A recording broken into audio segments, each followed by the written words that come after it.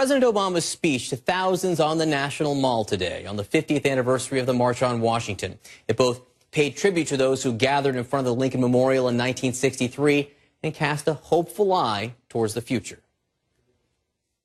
They dared to dream differently, to imagine something better. And I am convinced that same imagination, the same hunger of purpose, stirs in this generation. Change does not come from Washington, but to Washington. The change has always been built on our willingness, we, the people, to take on the mantle of citizenship. You are marching. Joining me now to talk about the president's speech and the day as a whole, columnist for the Washington Post, Clinton Yates, host of NPR's Tell Me More, Michel Martin, and columnist for USA Today, DeWayne Wickham. Thanks for being here, guys.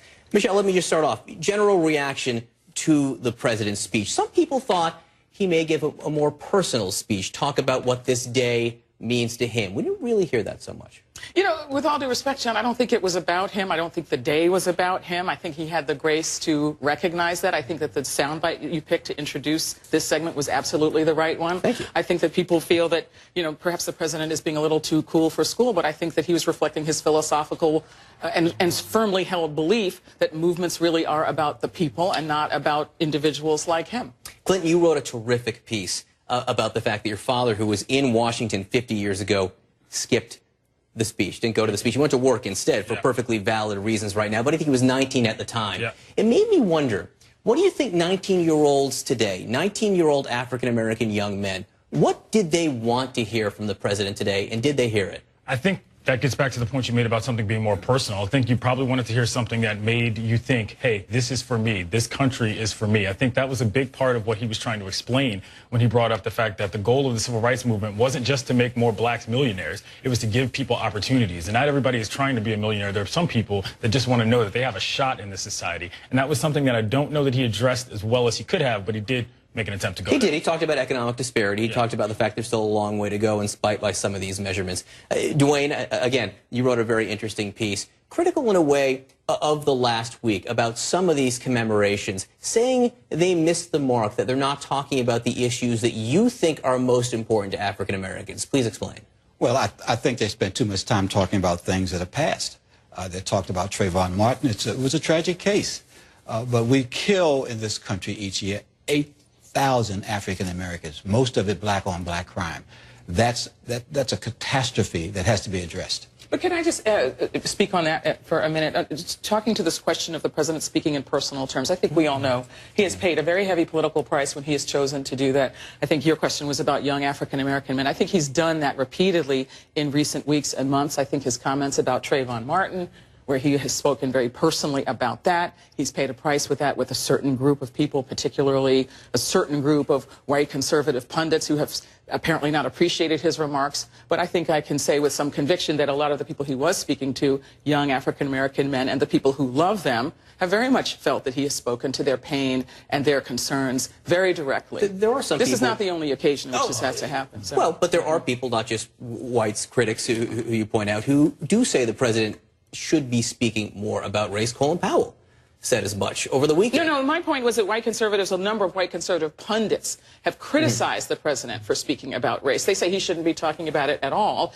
And I understand that there are other people. Colin Powell is an interesting person to be making this point, has said he should talk more about it. I think we all know the president has to walk a fine line on this. Did he walk that fine line, or did you miss the mark today? Just to answer your question before I cede the floor, I will say that I think the president was doing today what progressives have been trying to do for decades, which is to link the destinies of white, less advantaged people with African-American less advantaged people or people of color who are less advantaged, to link their destinies, to point out in which they have shared destiny, in which the country has a shared stake in improving the lot of life of all people in this country. I think that's what his intention was. The president went to a place where visionaries spoke to commemorate what he had said. I mean, his vision, King's vision, was the vision of a visionary, someone who looked into the future and hoped for the best. The president's job today was to talk really politics. He delivered a political message. He tried to translate the vision into political terms. I liked what he brought up when he brought up the Iron Curtain, and he also brought up apartheid, which, in using those two struggles and in indicating those two words alone, he made the point that, look, the problem with American society is big. It's not just one that we can sort of say, oh, it isn't there. And I think that a lot of people sort of try to overlook it. But when you talk about apartheid and you talk about the Iron Curtain, you have to take it a lot more seriously by default. And I think that was a good job. He sort of broadened it out in terms of the global concern about what's going on. Let me talk about politics, as DeWayne brought this up here. There was another speaker, another president, who addressed politics directly. Bill Clinton, in a way, tied Martin Luther King to what's going on in Washington right now. I wonder if we can listen to that quote. Martin Luther King did not live and die to hear his heirs whine about political gridlock. It is time to stop complaining and put our shoulders against the stubborn gates holding the American people back.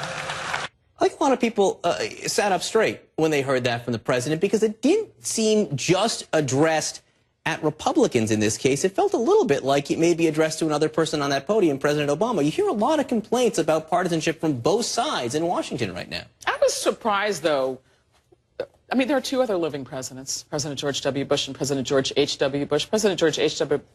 Bush, Bush 41, whom I covered, had a very strong record in civil rights. I was wondering why he wasn't there. You know, another person who was not there was Senator Tim Scott, Republican from South Carolina, says he was not invited to come speak. He says this day should be about remembering Dr. King and John Lewis, but there are a lot of conservative blogs right now saying that he should have been invited to speak. For what reason?